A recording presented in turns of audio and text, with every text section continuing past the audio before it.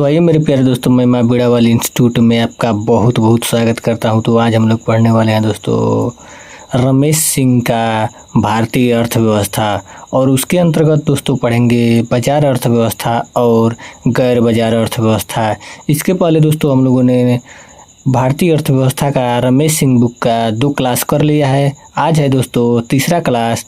तो आज हम लोग पढ़ेंगे बाजार अर्थव्यवस्था। तो आइए दोस्तों पढ़ते हैं। पहला है दोस्तों बाजार अर्थव्यवस्था। तो आइए जानते हैं दोस्तों बाजार अर्थव्यवस्था की परिभाषा, यानी कि बाजार अर्थव्यवस्था किसे कहते हैं।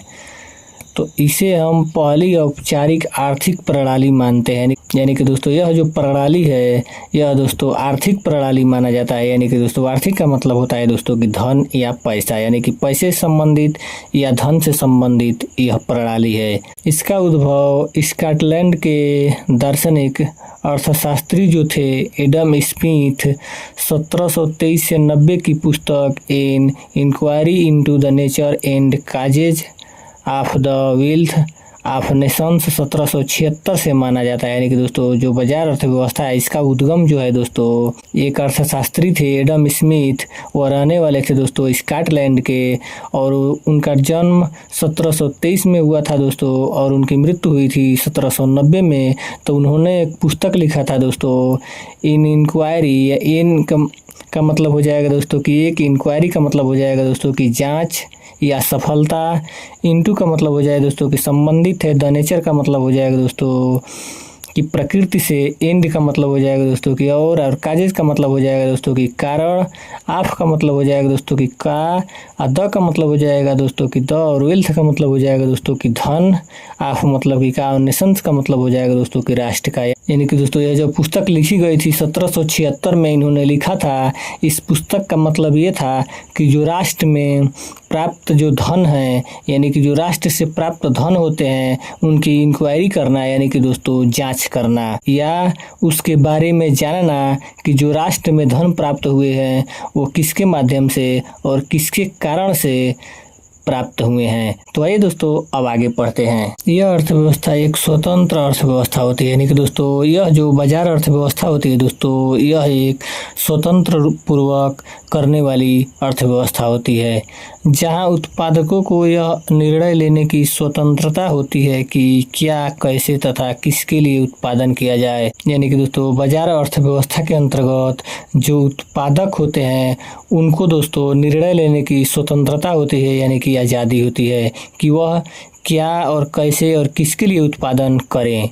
यह निर्णय उत्पादक किस आधार पर लेते हैं यह बाजार में पूर्ति और मांग की शक्तियों पर निर्भर करता है। यानी कि दोस्तों जो उत्पादक है वह निर्णय किस रूप में लेगा यह दोस्तों बाजार में उपस्थित उपलब्धियों के आधार पर करता है। तथा दोस्तों अब आइए आगे पढ़ते हैं।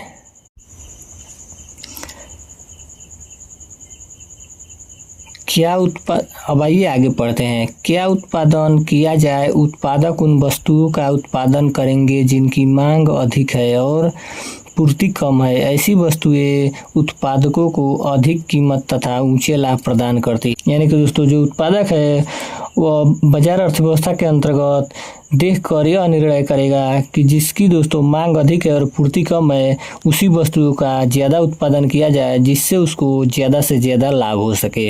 अब आइए दोस्तों पढ़ते हैं गैर बाजार अर्थव्यवस्था। अगला है दोस्तों गैर बाजार अर्थव्यवस्था। गैर बाजार का मतलब होता है दोस्तों कि बाजार अर्थव्यवस्था से अलग, यानी कि बाजार अर्थव्यवस्था के बजाय।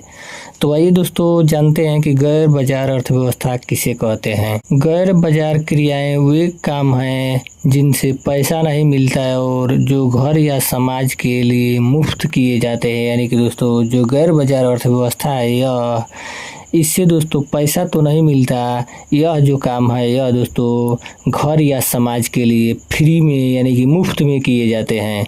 जैसे माँ का बच्चों का पढ़ाना, यानी कि दोस्तों जैसे माँ जो है अपने बच्चों को पढ़ाती है, या घर का खाना बनाना, यानी कि दोस्तों जो माँ है वो घर का जो खाना बनाती है वह परिवार के लिए खेती करना या वो परिवार के लिए अगर जो थोड़ी बहुत खेती करती है वह ये गतिविधियां भी महत्वपूर्ण है, लेकिन इन्हें जीडीपी में नहीं गिना जाता। यानी कि दोस्तों ये जो क्रियाएं हैं यह महत्वपूर्ण तो हैं, लेकिन इसको दोस्तों जीडीपी का मतलब होता है दोस्तों ग्रास डोमेस्टिक प्रोडक्शन, यानी कि दोस्तों सकल घरेलू उत्पादन, यानी कि दोस्तों जो घर के लिए या अपनी मुख्य आवश्यकताओं की पूर्ति के लिए जो उत्पादन होता है उसी को बोलते हैं दोस्तों जीडीपी।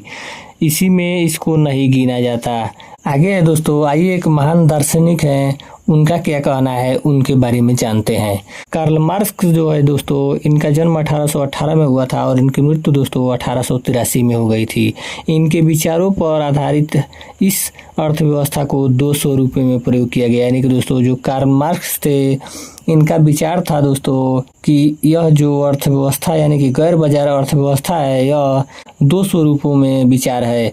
पहला है दोस्तों समाजवादी और दूसरा है दोस्तों साम्यवादी। तो ये दोस्तों सबसे पहले जानेंगे समाजवादी।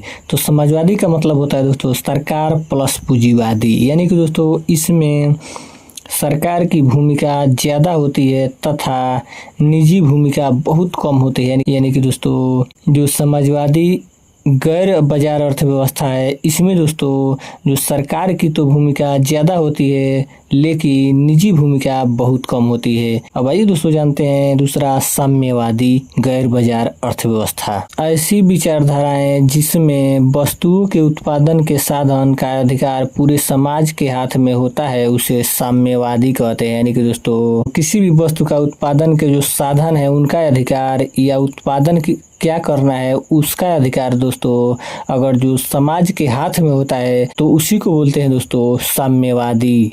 यानी कि दोस्तों जिसमें सरकार की भूमिका ज़्यादा होगी और निजी व्यक्ति की भूमिका जो है कम होगी तो उस गैर बाजार अर्थव्यवस्था को बोलेंगे दोस्तों समाजवादी गैर बाजार अर्थव्यवस्था। लेकिन दोस्तों जो वस्तुओं के उत्पादन के साधन का अधिकार या क्या क्या उत्पादन करना है उसका अधिकार समाज के हाथ में हो तो उस गैर बाजार अर्थव्यवस्था को बोलते हैं दोस्तों साम्यवादी गैर बाजार अर्थव्यवस्था।